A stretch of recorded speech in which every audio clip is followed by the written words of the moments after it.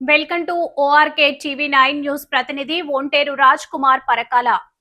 ఈ రోజు అంతర్జాతీయ మాదక ద్రవ్యాల నిరోధక దినోత్సవం సందర్భంగా అవగాహన కార్యక్రమంలో పాల్గొన్న పరకాల శాసనసభ్యులు శ్రీ రేవూరి ప్రకాష్ రెడ్డి అంతర్జాతీయ మాదక ద్రవ్యాల నిరోధక దినోత్సవాన్ని పురస్కరించుకుని పరకాల పోలీస్ వారి ఆధ్వర్యంలో గవర్నమెంట్ జూనియర్ కాలేజీ గ్రౌండ్ నుండి అంబేద్కర్ సెంటర్ వరకు నిర్వహించిన ర్యాలీలో పట్టణంలో గల అన్ని విద్యా సంస్థల విద్యార్థులతో నిర్వహించిన అవగాహన కార్యక్రమంలో ముఖ్య అతిథిగా పరకాల శాసనసభ్యులు శ్రీ రేవూరి ప్రకాష్ రెడ్డి పాల్గొన్నారు.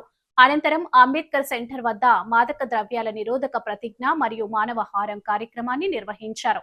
ఈ సందర్భంగా ఎమ్మెల్యే మాట్లాడుతూ యువత డ్రగ్స్ కి దూరంగా ఉండాలని పిలుపునిచ్చారు. మాదక ద్రవ్యాల వినియోగం వ్యక్తిగత జీవితానికే కాకుండా కుటుంబాలు, సమాజంపై తీవ్ర ప్రభావం చూపుతుందని తెలిపారు. డ్రగ్స్ రహిత సమాజ నిర్మాణం ప్రతి ఒక్కరి బాధ్యత అన్నారు.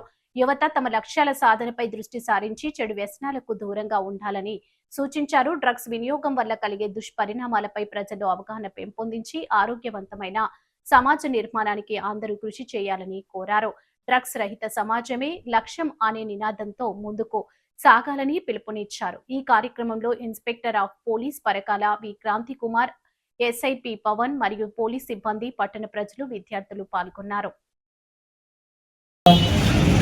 అవగాహన పెంపొందించడం, ఎప్పుడైనా ఇలాంటి అసాంఘిక శక్తుల యొక్క కార్యక్రమాలు జరుగుతుంటే సంబంధిత పోలీస్ డిపార్ట్మెంట్ కానీ ఎక్సైజ్ డిపార్ట్మెంట్ కానీ మనం సమాచారం అందించాల్సిన బాధ్యత కూడా మన అందరికీ ఉన్నది.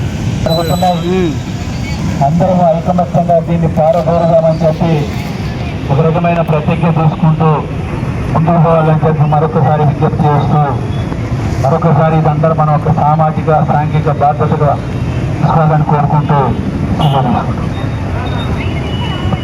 Thank you sir.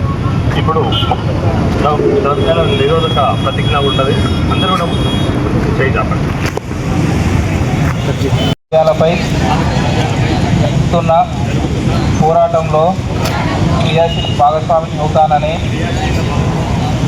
డ్రగ్స్ రహిత జీవన శైలిని అనుసరిస్తూ నాతో పాటు